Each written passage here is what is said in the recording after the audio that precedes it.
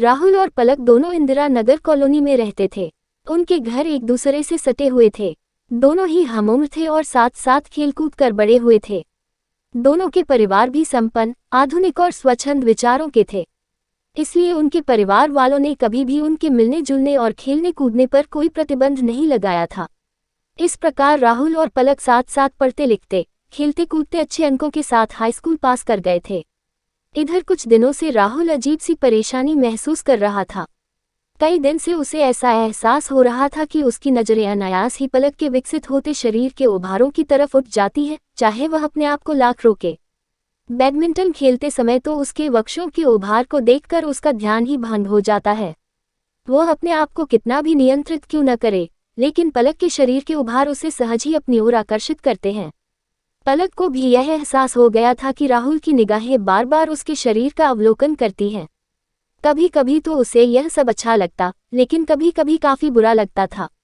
यह सहज आकर्षण धीरे धीरे न जाने कब प्यार में बदल गया, इसका पता न तो राहुल और पलक को चला और न ही उनके परिवार वालों को।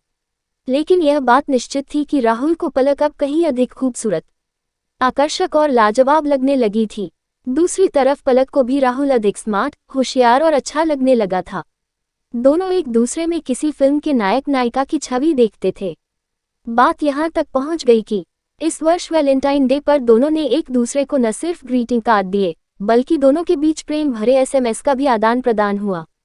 इसके बाद तो एक दूसरे के प्रति उनकी झिझक खुलने लगी। वे दोनों प्रेम का इजहार तो करने ही लगे, साथ ही फिल्मी स्टाइल में एक दूसरे से प्रेम भरी नोकझोंक भी करने लगे। हालत यह हो गई कि पढ़ते समय भी दोनों एक दूसरे के ख्यालों में ही डूबे रहते। अब किताबों के पन्नों पर भी उन्हें एक दूसरे की तस्वीर नजर आ रही थी। इसके चलते उनकी पढ़ाई पर असर पड़ना स्वाभाविक था। इंटर पास करते करते उनके आकर्षण और प्रेम की डोर तो मजबूत हो गई, लेकिन पढ़ाई का ग्राफ काफी नीचे गिर गया, जिसका असर उनके परीक्षा फल में नजर आया। नंबर कम आने पर दोनों के परिवार वाले चिंतित तो थे, लेकिन वे नंबर कम आने का असली कारण नहीं खोज पा रहे थे। इंटर पास करके राहुल और पलक ने डिग्री कॉलेज में प्रवेश लिया तो उनके प्रेम को और विस्तार मिला। अब उन्हें मिलने जुलने के लिए कोई जगह तलाशने की आवश्यकता नहीं थी। कॉलेज की लाइब्रेरी, कैंटीन और पार्क गपशप और उनके प्रेम इजहार के लिए उम्दा स्थान थे। इस प्रकार राहुल और पलक का प्रेम परवान चढ़ता ही जा रहा था। किताबों में पढ़कर और फिल्में देखकर वे प्रेम का इजहार करने के कई नायाब तरीके सीख गए थे। इस बार वैलेंटाइन डे के अवसर पर राहुल ने सोचा कि वह एक नए अंदाज में पलक से अपने प्रेम का इजहार करेगा। यह नया अंदाज उसने एक पत्रिका में तो पढ़ा ही था, फिल्म में भी देखा था। उसने पढ़ा था कि इस कलात्मक अंदाज से प्रेमिका काफी प्रभावित होती है और फिर वह अपने प्रेमी के ख्यालों में ही डूबी रहती है। इस कलात्मक अंदाज को उसने इस वैलेंटाइन डे पर आजमाने का निश्चय किया। उसने शीशे के सामने खड़े होकर उसका खूब अभ्यास भी किया। सुबह सुबह का समय था, मौसम भी अच्छा था। राहुल का मन रोमानी था। उसने हाथ में लिए गुलाब के खिले फूल को निहारा और फिर उसे अपने होठों पर रखकर चूम लिया। अब उससे रहा न गया। उसने अपने मोबाइल से पलक को छत पर आने के लिए एसएमएस किया। पलक तो जैसे तैयार ही बैठी थी। मैसेज पाते ही वह चहकती हुई छत की तरफ दौड़ी। वह प्रेम की उमंग और तरंग में डूबी हुई थी, और वैसे भी प्रेम कभी छिपाए नहीं छिपता। पलक को इस प्रकार छत की ओर दौड़ते देख उसकी मम्मी का मन शंका से भर उठा। वे सोचने लगी, इतनी सुबह पलक को छत पर क्या काम पड़ गया? अभी तो धूप ही अच्छी तरह से नहीं खिली। उनकी शंका ने उनके मन में खलबली मचा दी। वे यह देखने के लिए कि पलक इतनी सुबह छत पर क्या करने गई है, उसके पीछे पीछे चुपके से छत पर पहुंच गई। वहां का दृश्य देखकर पलक की मम्मी हतप्रभ रह गई। पलक के सामने राहुल घुटने टेके गुलाब का फूल लिए प्रणय निवेदन की मुद्रा में था। वह बड़े ही प्रेम से बोला, पलक डार्लिंग, आई लव यू। पलक ने भी उसके द्वारा दिए गए गुलाब के फूल को स्वीकार करते हुए कहा, Rahul, I love you to.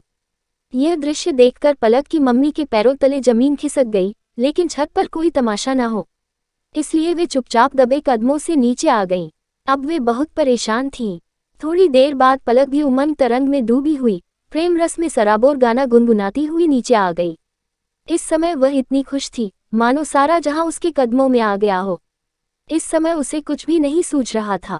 उसकी मम्मी को भी समझ नहीं आ रहा था कि वे उसके साथ कैसे पेश आएं। उनके मन में आ रहा था कि पलक के गाल पर थप्पड़ मारते मारते उन्हें लाल कर दें।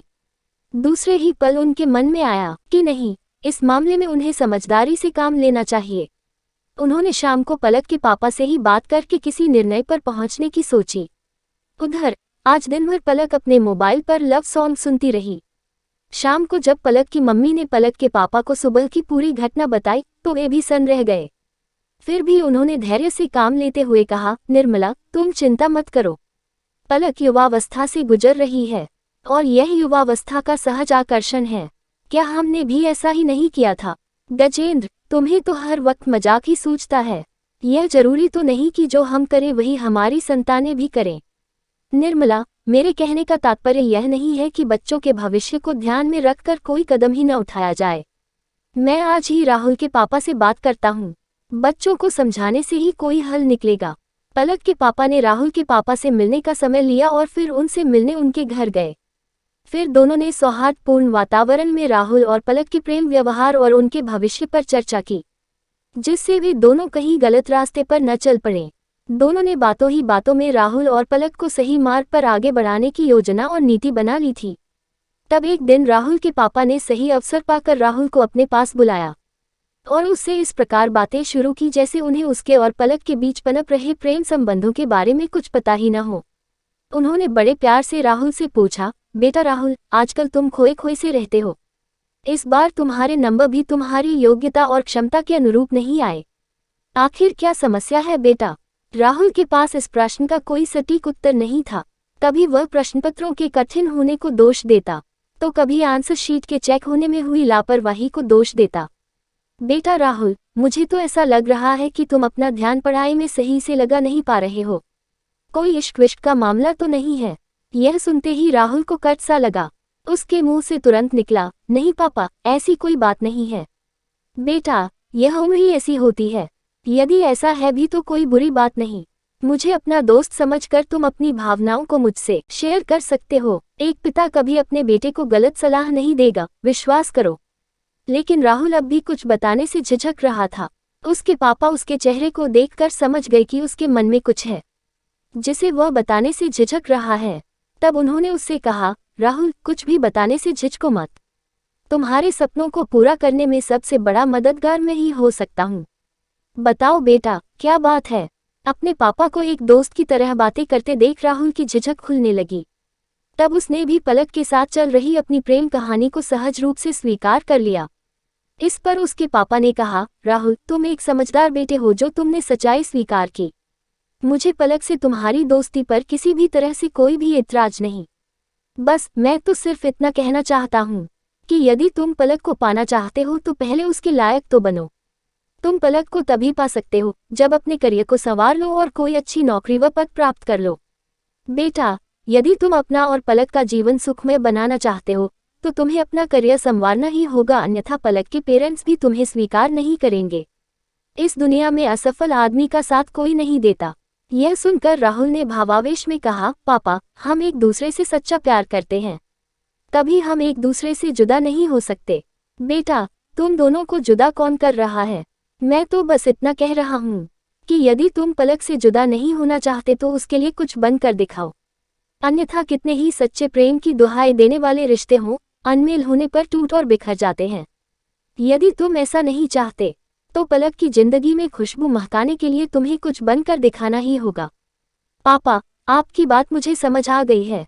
हम जिस चीज को चाहते हैं उसके लिए हमें उसके लायक बनना ही पड़ता है, नहीं तो वह चीज हमारे हाथ से निकल जाती है। अभी तक मैं अपना बेशकीमती समय यूं ही गाने सुनने और फिल्में देखने में गंवा रहा था। अब मैं अपना पूरा समय अपना करियर संवारने में लगाऊंगा। मुझे अपने प्यार के काबिल बनना है। शाबाश बेटा, अपने इस जज्बे को कायम रखो। अपनी पढ़ाई में पूरा मन लगाओ, अपना करियर संवारो। मात्र सपने देखने से कुछ नहीं होता, उन्हें हकीकत में बदलने के लिए प्रयास और परिश्रम करना ही पड़ता है। पलक को पाना चाहते हो तो पलक के काबिल बनो। पापा, आपने मेरी आंखें खोल दी हैं। मैं आपसे वादा करता हूँ कि मैं ऐसा ही करूँगा। ठीक है बेटा, तुम्हें मेरी सलाह समझ में आ गई। मैं एक दोस्त और मार्गदर्शक के रूप में तुम्हारे साथ हूँ। इसी प्रकार की बातें पलक के पेरेंट्स ने पलक को भी समझाई। इसका असर जल्दी ही देखने को मिला। राहुल और पलक एक दूसरे को पाने के लिए अपना अपना करियर संवारने में लग गए। अब वे दोनों अपनी पढ़ाई ध्यान लगाकर करने लगे थे। पलक और राहुल के पेरेंट्स भी यह देखकर काफी खुश थे कि उनके बच्चे सही राह पर चल पड़े हैं और अपना अपना भविष्य उज्जवल बनाने में लगे हैं। दोस्तों, अगर ये कहानी पसंद आई है तो अपने दोस्तों को शेयर करें, हिंदी नोवेल स्टोरीज चैनल को सब्सक्राइब करें और नोटिफिकेशन बेल भी दबाएं। अपना और अपने परिवार का ख्याल रखें। मिलते हैं नई कहानी के साथ, तब तक के लिए धन्यवाद।